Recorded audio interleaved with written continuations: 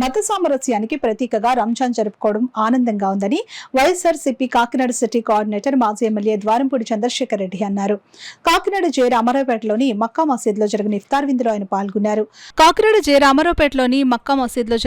విందులో ఆయన పాల్గొన్నారు. వైఎస్ఆర్సీపీ హయాంలో ముస్లింలకు ఎన్నో సంక్షేమ పథకాలు ప్రవేశపెట్టామని చెప్పారు. ఈ కార్యక్రమంలో పార్టీ జిల్లా అధికార ప్రతినిధి సుంకర విద్యాసాగర్, రాష్ట్ర వక్ఫ్ బోర్డు మాజీ director Abdul Basheeruddin, YCP minority cell నాయకులు అర్జు, మాజీ కార్పొరేటర్లు, మసీద్ కమిటీ సభ్యులు తదితరులు పాల్గొన్నారు.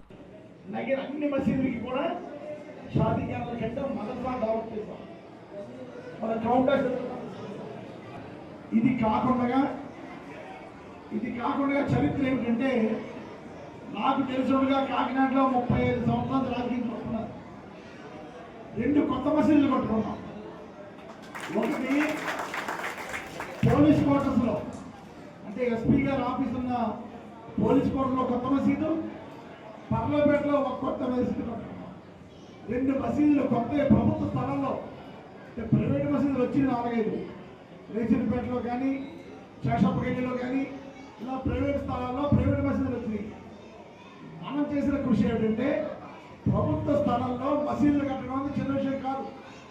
2 మసీదులు కట్టగలిగాం. పెద్దల సహకారంతో మసీదులు పూర్తి చేసాం. ఇది ఒక అదృష్టం. నేను ఎమ్మెల్యేగా ఉన్న సమయంలో ఈ పని చేయగలిగానంటే అది అదృష్టంగా ఉండాలి.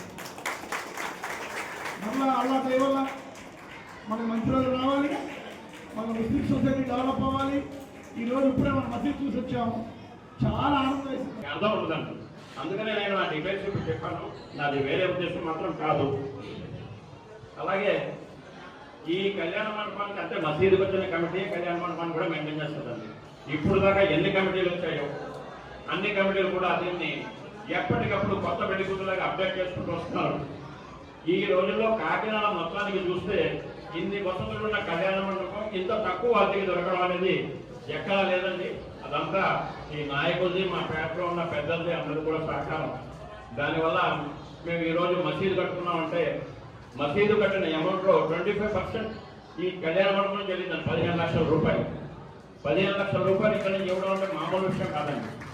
అలాగే మిగతా 45 లక్షలు, ఒక 5 లక్షలు బయట నుంచి తెచ్చాము, అంటే కొంచెం పెద్ద మనుషుల దగ్గర నుంచి.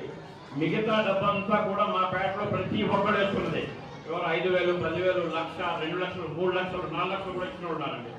మేము పేటలో వాళ్ళు తప్పిస్తే బయట ఎక్కడికి వెళ్ళలేదు. మిగతా 5 లక్షలు వాళ్ళంతటా వాళ్ళు వచ్చి మేము ఇస్తాం, ఈ డబ్బులంటే తీసుకున్నామండి.